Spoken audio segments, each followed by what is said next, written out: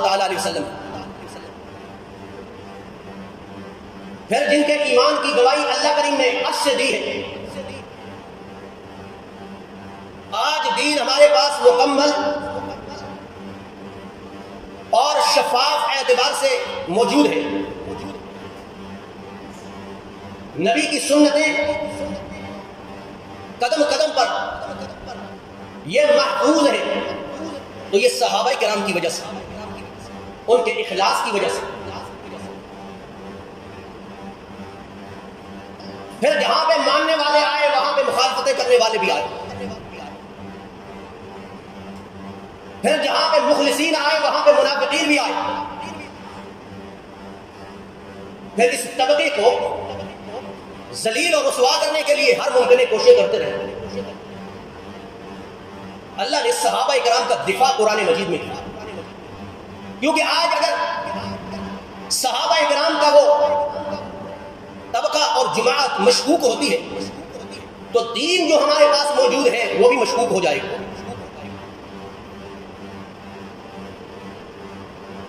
اس لیے اللہ کریم نے فرمایا قرآن مجید میں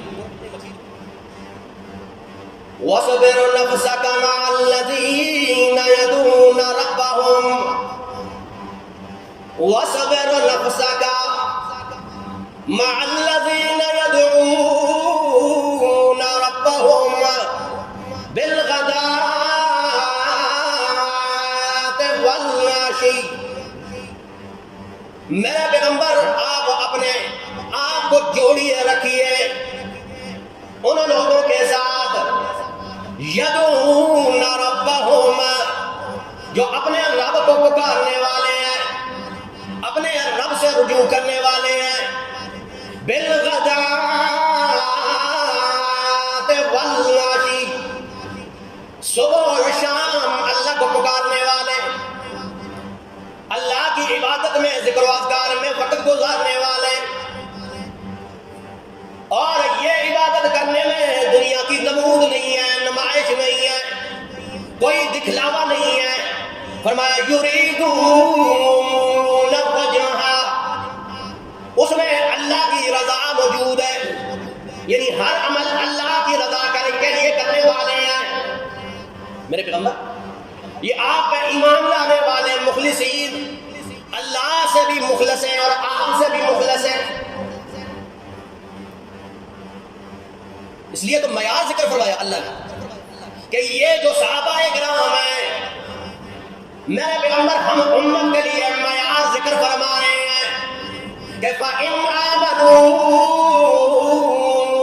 بِمِثْلِ مَا آمَنْتُمْ بِهِ فَقَدِ اهْتَدَوْا. اس طرح ایمان لاؤ جس طرح صحابہ کرام ایمان لائے، تب تم ہدایت یافتہ ہو گئے، جس میں اللہ کی رضا بھی موجود ہو اور نبی کی سنت بھی موجود ہو، نبی کی اطاعت موجود ہو. ایسا ایمان ہو. اللہ نے دفاع کیا، جس طرح سورہ بقرہ میں فرمایا کہ وَإِذَا قِيلَ لَهُمْ آمِنُوا كَمَا آمَنَ النَّاسُ، جب ان سے کہا جاتا ہے کہ ایمان لاؤ اس طرح جس طرح یہ لوگ وزینی صحابہ کرام ایمان لائے، تو جواباً کیا کہتی ہیں مخالفین کہ قالوا انؤمن کما آمن السفہاء، کیا ہم ایمان لائے اس طرح جس طرح نعوذ باللہ یہ بے وقوف ایمان لائے. گویا صحابہ کرام کو بے وقوف بھی کہا. دین کی خاطر گالیاں بھی ہوتی ہیں، مشکلات آتی ہیں، اللہ نے نصرت کی مدد کی. فرمایا الا انہم هم الصفہاء ولکن لا یعلمون. فرمایا خبردار یہی وہ لوگ ہیں جو بے وقوف ہیں، جو صحابہ کو بے وقوف کہنے والے، نہ سمجھ کہنے والے. یہ خود نہ سمجھے ہیں، خود بے وقوف ہیں لیکن جانتے نہیں ہیں. یہ صحابہ کو برا بلا کہتے ہیں. صحابہ تو وہ ہیں جو نبی کی سنتوں کو محفوظ کرنے والے، قرآن سینوں میں محفوظ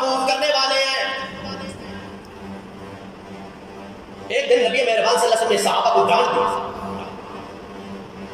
اب استاد ہوتا ہے نا اپنے شاگرد کو ڈانٹتا بھی ہے. اور اللہ فرمایا اولئک امتحن اللہ قلوبہم للتقوی. صحابہ کا امتحان ہم نے لیا, ان کے دل کی حالت کو ہم جانتے ہیں. تقوی سے لبریز ہیں یہ, اللہ کے خوف سے لبریز ہیں یہ لوگ. ہم نے امتحان لیا, ہم نے آزمایا ہے. مکہ کی گلیوں میں گھسیٹا گیا, برا بھلا کہا گیا, تپتی ہوئی ریت پہ لٹایا گیا, لیکن صحابہ سے ایمان نہ چھین سکے. یہ تو وہ مخلصین. نبی مہربان صلی اللہ علیہ وسلم نے ڈانٹ دیا. اللہ کریم نے فرمایا لا تطرد الذین یدعون ربهم بالغداۃ والعشی. اے میرے پیغمبر, ان صحابہ کو ڈانٹنے کی اجازت نہیں ہے, آئندہ نہ ڈانٹو. فتطردہم, کتنے سخت الفاظ ہیں اللہ کے. فتطردہم فتکون من الظالمین. میرے پیغمبر آئندہ ان کو اگر تو نے ڈانٹا تو تمہارا نام نا انصافوں میں لکھ دوں گا.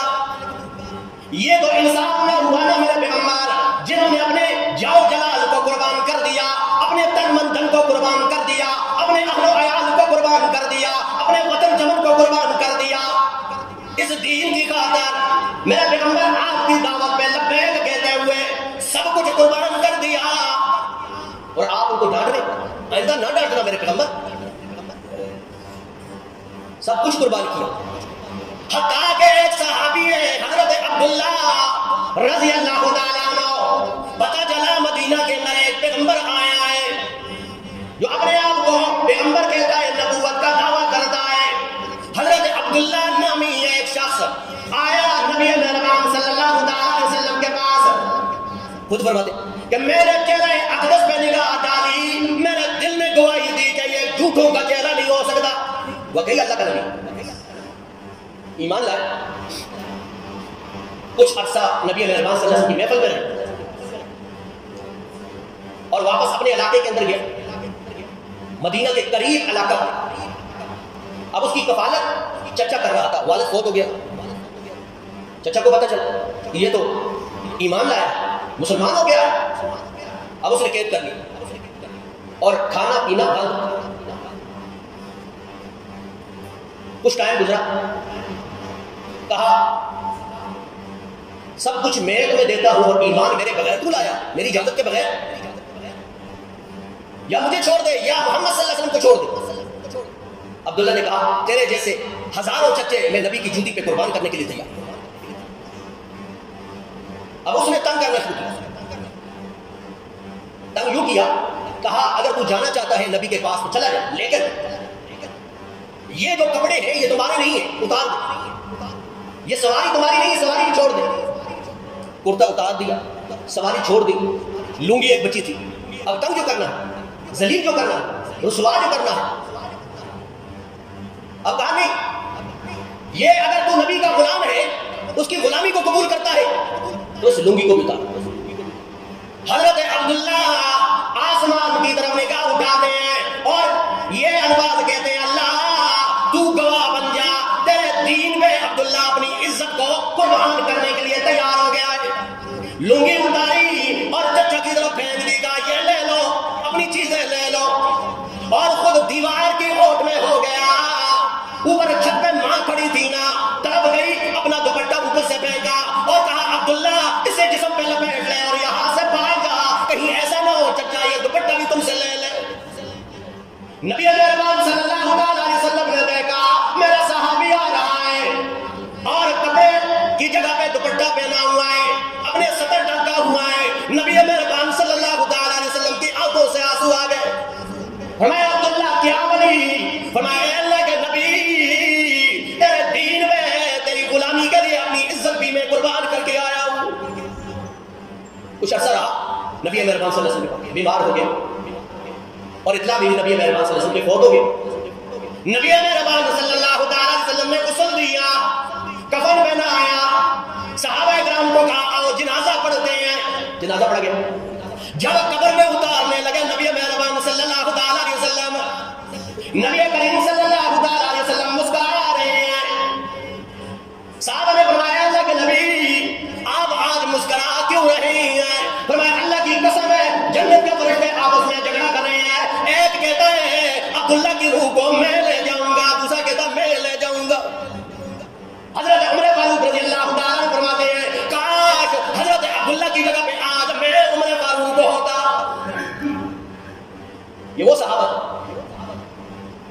کہ جنہوں نے اپنا تن من دھن اللہ کے دین پہ قربان کر دیا، اور یہ دین مکمل ہمارے پاس آج موجود ہے ان کی قربانیوں سے۔ انہوں نے قربانیاں دی، قرآن آج اس کتابی شکل میں ہمارے پاس موجود ہے، یہ ان کی قربانیاں ہیں۔ اور یہ صحابہ، اور صحابی کہتے کسے؟ ہم تو کہتے ہیں صحابی کہتے ہیں کہ جس نے ایمان کی حالت میں نبی کو دیکھا ہو، لیکن یہ جو تعریف ہے یہ فٹ نہیں بیٹھتی ہے، کیونکہ کئی صحابی تو اندھے صحابی جنہوں نے نبی رحمان صلی اللہ علیہ وسلم کو دیکھا نہیں تھا، پھر ان کے لیے کیا حکم ہوا؟ محدثین نے مانا کیا صحابی کہم الذین ادرکوا صحبۃ النبی صلی اللہ تعالی علیہ وسلم بالایمان والاسلام وماتوا علیہ۔ صحابہ اس ہستیوں کو کہتے ہیں جنہوں نے نبی کی صحبت کو پایا ایمان کی حالت میں، اسلام کی حالت میں، اطاعت کی حالت میں، وَمَاتُوا عَلَيْهِ، اور اس پہ ان کی موت آئی ہو، اسے کہتے ہیں صحابی۔ اور آج موازنہ کیا جاتا ہے صحابہ کرام کے ساتھ باقی لوگوں۔ ہم نے عرض کیا یہ دین کے وہ ستون ہے، یہ صحابہ کرام کہ جس پر اسلام کی بنیاد ہے۔ اگر صحابہ کرام کو نکال دیا جائے تو دین ہمارے پاس نہیں بچتا۔ پھر سب سے پہلے تو قرآن ہے، قرآن کو جمع کرنے والے صحابہ تھے۔ اگر صحابہ کرام میں شک آ گیا تو گویا قرآن میں شک آ گیا۔ اس لیے صحابہ کرام ہمارے لیے معیار حق ہے۔ حق کو پہچاننے میں صحابہ کرام کا کردار ہے، نبی کے اسوہ کو، نبی کی سیرت کو، نبی کے کمالات کو اپنے عمل کے اندر لانے والے تھے، قرآن میں عمل کرنے والے تھے۔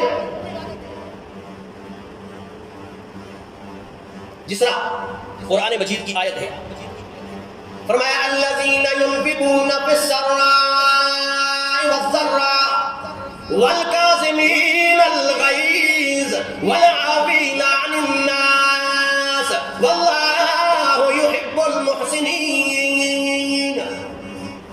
حضرت معاویہ رضی اللہ تعالیٰ عنہ کاتب وحی ہیں، منبر پہ تشریف فرمائے، منبر پہ تشریف فرمائے، صحابہ کا دور ہے، اور نبی مہربان صلی اللہ علیہ وسلم فرمایا خیر القرون کرنی، میرا زمانہ بہتر ہے، ثم الذین یلونہم، پھر اس کے ساتھ ملا ہوا دوسرا زمانہ یعنی صحابہ کا دور ہے، ثم الذین یلونہم، پھر تابعین، تبع تابعین کا دور، یہ بہتر زمانے ہیں۔ حضرت معاویہ رضی اللہ تعالیٰ عنہ منبر پہ تشریف فرمائے، اور کسی آدمی کے بارے میں کہا گیا، حالانکہ 44 لاکھ مربع میل کا مالک، 44 لاکھ مربع میل کا مالک حضرت معاویہ رضی اللہ تعالیٰ عنہ، ان کی بڑی فتوحات ہیں۔ منبر پہ تشریف فرمائے، ایک آدمی کے بارے میں کہا گیا کہ فلاں آدمی نے غلطی کی ہے اور اس کا بیت المال سے جو خرچہ آ رہا ہے وہ خرچہ آئندہ بند ہے۔ یہ امیر کہہ رہا ہے اور کہہ سکتا ہے، اجازت ہے، جب تک وہ غلطی کو سدھار نہ لے اس وقت تک اس کا خرچہ بیت المال سے بند ہے۔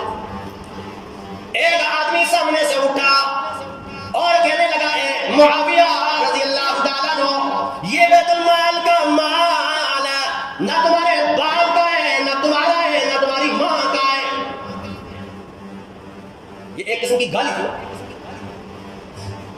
حضرت معاویہ رضی اللہ تعالیٰ عنہ کا چہرہ سرخ ہو گیا، اور باقی لوگ کہنے لگے قریب تھا کہ اس کا سر قلم کر دیا جاتا۔ کتنی بدتمیزی، بد اخلاقی۔ حضرت معاویہ رضی اللہ تعالیٰ عنہ واپس چلے گئے گھر، اور تھوڑی دیر کے بعد واپس آئے تو بالوں سے پانی ٹپک رہا ہے، اور کہا لوگوں سن لو، الغضب من الشیطان، میں نے نبی مہربان صلی اللہ علیہ وسلم سے سنا ہے کہ غصہ شیطان کی طرف سے آتا ہے، اور شیطان آگ سے پیدا شدہ ہے، اور آگ کو بجھانے کے لیے پانی ہوا کرتا ہے، اس لیے میں غسل کر کے آیا ہوں تاکہ غصہ اتر جائے۔ یہ تھے صحابہ کرام. والکاظمین الغیظ, غصے پہ کنٹرول کرنے والے. حضرت حسن رضی اللہ تعالیٰ عنہ, اللہ اکبر, اہل بیت میں سے حضرت حسن رضی اللہ عنہ نبی مہربان صلی اللہ علیہ وسلم کے نواسے. لونڈی وضو کرا رہی ہیں, وضو کراتے کراتے پانی ہاتھ سے چھلکا اور حضرت حسن رضی اللہ تعالیٰ عنہ کے کپڑوں پہ لگا, سارا پانی کپڑوں پہ آ گیا. حضرت حسن رضی اللہ تعالیٰ عنہ غصے سے دیکھا, انہوں نے قرآن کی آیت پڑھی والکاظمین الغیظ. مومن مسلمان اپنے غصے پہ کنٹرول کرنے والا ہوتا ہے. حضرت حسن رضی اللہ تعالیٰ عنہ مسکرانے لگے. قرآن سن کر وہ تو عمل کرنے والے ہوتے ہیں. فرمایا دوسری آیت پڑھی والکاظمین الغیظ والعافین عن الناس, لوگوں کو معاف کرنے والے بھی ہوتے ہیں. لوگ اب قرآن پڑھو. حضرت حسن رضی اللہ تعالیٰ نے فرمایا اللہ تو گواہ بن جا, میں نے اس لونڈی کی کوتاہی کو معاف کر دیا. پھر بڑا آگے آیت مکمل کی واللہ یحب المحسنین, اور اللہ احسان کرنے والے, نیکی کرنے والے کو پسند کرتا ہے. حضرت حسن رضی اللہ تعالیٰ نے فرمایا میں نے اپنے غصے پہ کنٹرول بھی کر لیا ہے اور تمہیں معاف بھی کر لیا ہے. اللہ تو گواہ بن جا, میں نے اپنی لونڈی کو اللہ کے لیے آزاد بھی کر دیا. وہ تھے اس پہ عمل کرنے والے قرآن کو. اس لیے تو اللہ کے نبی کے صحابی تھے اور اللہ نے ان کے لیے ان کی دفاع قرآن مجید میں کی. یہ صحابہ کرام کہ جنہوں نے دین پہ عمل کر کے دکھلایا, جو معیار حق ہے ہمارے لیے. اس لیے صحابہ کرام کا وہ طبقہ جس پہ دین کا انحصار ہے, آج اس کو بے عزت کیا جا رہا ہے, تبرہ کیا جا رہا ہے. فرمایا یہ صحابہ کرام رسول اللہ صلی اللہ علیہ وسلم کی رسالت کے گواہ ہیں. اس لیے تو فرمایا نا محمد رسول اللہ, محمد اللہ کے رسول ہے, محمد اللہ کے رسول ہے.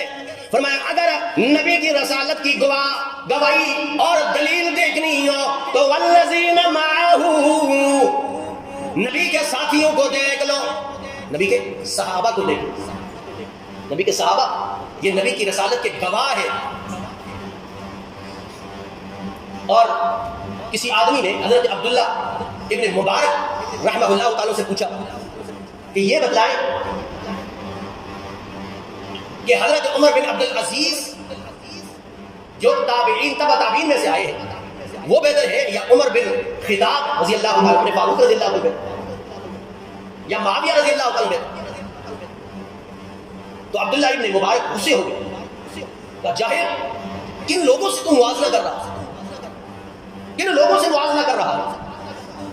اگر تو نے کہہ ہی دیا تو سن لے کہ غبار دخل فی انف فرس معاویہ حین غدا فی رکاب رسول اللہ صلی اللہ تعالی علیہ وسلم.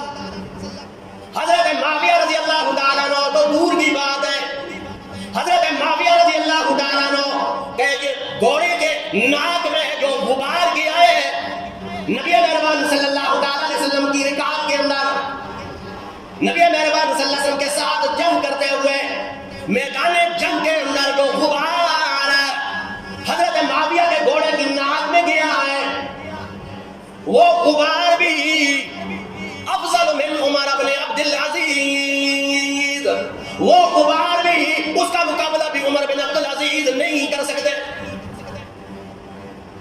جنہوں نے اللہ کی رحمتوں کو اترتے ہوئے دیکھا, جنہوں نے جبرائیل امین کو دیکھا ہے. صحابہ فرماتے ہیں ہم نے دیکھا ایک سفید رنگ کا کے کپڑے پہنے ہوئے اور کالی سیاہ داڑھی والا اور سر کے بعد بھی سیاہ کالے, چہرے پہ کوئی سفر کے اثرات بھی نہیں تھے اور مدینہ کا بھی نہیں لگتا.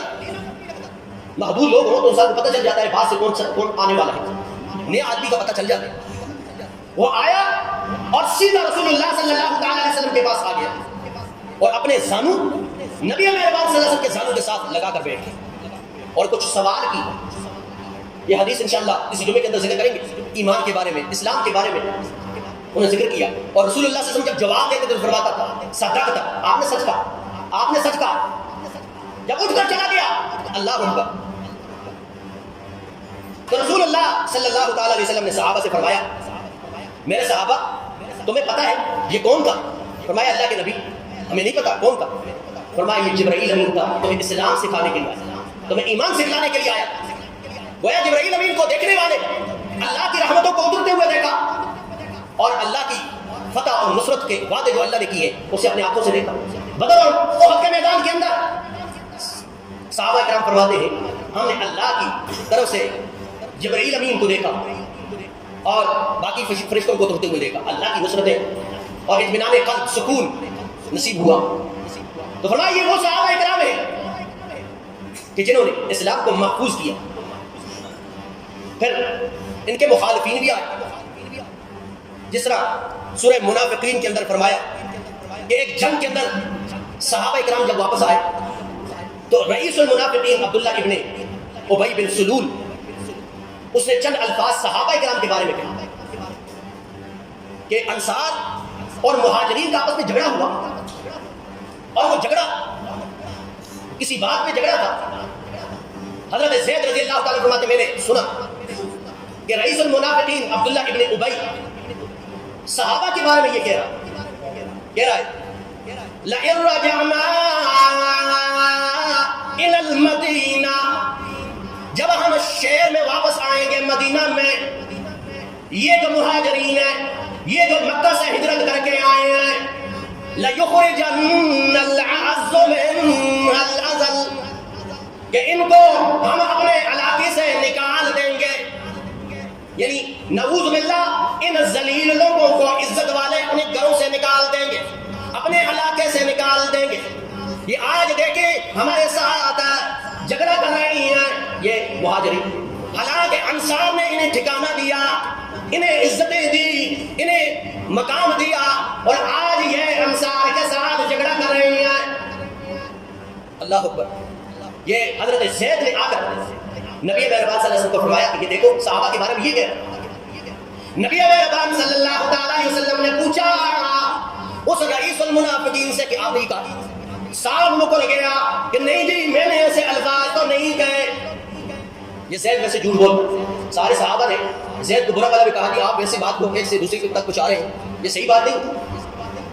زید نے کہا اللہ کی قسم ہے اس نے کہا ایسے، لیکن کیونکہ گواہی نہیں تھی اللہ نے عرش سے گواہی دی کہ میرے صحابہ کو برا بھلا کہنے والا یہ رئیس المنافقین، اللہ نے سورہ منافقین ساری کی ساری نازل کر دی اور کہا یہ جو منافق ہیں اس نے ایسی بات کی ہے صحابہ کے بارے میں، کہہ دیجئے وَلِلَّهِ الْعِزَّةُ وَلِرَسُولِهِ وَلِلْمُؤْمِنِينَ وَلَكِنَّ الْمُنَافِقِينَ لَا يَعْلَمُونَ، کہہ دیجئے کہ عزتیں دینے والا تو اللہ ہے، عزت تو کسی انسان کے اختیار میں نہیں ہے، کوئی کسی کو ذلیل کرنا چاہے تو فرمایا قُلِ اللَّهُمَّ مَالِكَ الْمُلْكِ تُؤْتِي الْمُلْكَ مَنْ تَشَاءُ وَتَنزِعُ الْمُلْكَ مِمَّنْ تَشَاءُ وَتُعِزُّ مَنْ تَشَاءُ وَتُذِلُّ مَنْ تَشَاءُ بِيَدِكَ الْخَيْرُ، عزت بھی اللہ کے اختیار میں ہے، ذلت بھی اللہ کے اختیار میں ہے۔ فرمایا یہ صحابہ جن کے بارے میں قرآن کبھی کہتا ہے اولئک هم المؤمنون حقا، کبھی فرماتا ہے اولئک هم الراشدون، کبھی کہتا ہے اولئک هم المفلحون، یہ کامیاب ہے، کامران لوگ ہیں اور دین کو محفوظ کرنے والے۔ انبیاء معصوم عن الخطا ہے اور صحابہ محفوظ عن الخطا، خطاؤں سے محفوظ ہیں کیونکہ نبی مہربان صلی اللہ تعالیٰ علیہ وسلم کی صحبت میں رہے ہیں اور اللہ کے نبی صلی اللہ تعالیٰ علیہ وسلم ان کی تربیت کرنے والے اور ان کی جو خطائیں ہیں ان کی اصلاح کرنے والے نبی مہربان صلی اللہ تعالیٰ علیہ وسلم۔ اس لیے یہ طبقہ آج مظلوم ترین ہے کہ حضرت حسین رضی اللہ تعالیٰ کا نام لیا جاتا ہے، ان کی شہادت کا نام لے کر صحابہ کرام پہ تبرہ کیا جاتا ہے، انہیں برا بھلا کہا جاتا ہے، حالانکہ صحابہ کرام اور خصوصیت کے ساتھ خلفائے راشدین حضرت ابوبکر صدیق رضی اللہ تعالیٰ عنہ، حضرت عمر فاروق رضی اللہ تعالیٰ عنہ، حضرت عثمان غنی رضی اللہ تعالیٰ عنہ اور جتنے بھی صحابہ تھے اہل بیت کی عزتیں کرنے والے تھے، ان سے محبتیں کرنے والے تھے۔ حضرت بلال رضی اللہ تعالیٰ عنہ مدینہ چھوڑ کے نبی کریم صلی اللہ علیہ وسلم کی وصال کے بعد کئی عرصے کے بعد جب واپس آئے سب نے کہا وہ نبی مہربان صلی اللہ علیہ وسلم والی دور کی اذان تو سنائے نہیں، کہتے نہیں میں اس وقت اذان دیتا تھا اشہد ان لا الہ الا اللہ اشہد ان لا الہ الا اللہ، اشہد ان محمد رسول اللہ، جب یہ الفاظ کہتا تھا تو نبی مہربان صلی اللہ علیہ وسلم کی زیارت بھی ساتھ ساتھ کرتے تھے۔ آج اللہ کے نبی صلی اللہ علیہ وسلم نہیں ہے تو میں اذان نہیں دے سکتا، ان الفاظ سے آگے نہیں بڑھ سکتا۔ حضرت حسن اور حسین رضی اللہ تعالیٰ آئے، فرمایا چچا جان ہمارے نانا جان کی یاد کو تازہ کریں نا، آپ اذان دیں۔ فرماتے کسی کی بات نہ سنتا، لیکن نواسہ رسول حضرت حسن اور حسین رضوان اللہ علیہ مجمعین کی بات کو ٹال نہیں سکتے۔ جب اذان شروع کی حی علی الصلاۃ، اشہد ان لا الہ الا اللہ، اشہد ان لا الہ الا اللہ، اشہد ان محمد رسول اللہ پر پہنچے اور ادھر ادھر دیکھا اور نبی مہربان صلی اللہ علیہ وسلم کی زیارت نہ ہوئی، ہچکی بند ہو گئی اور بے ہوش ہو کر گر گئے۔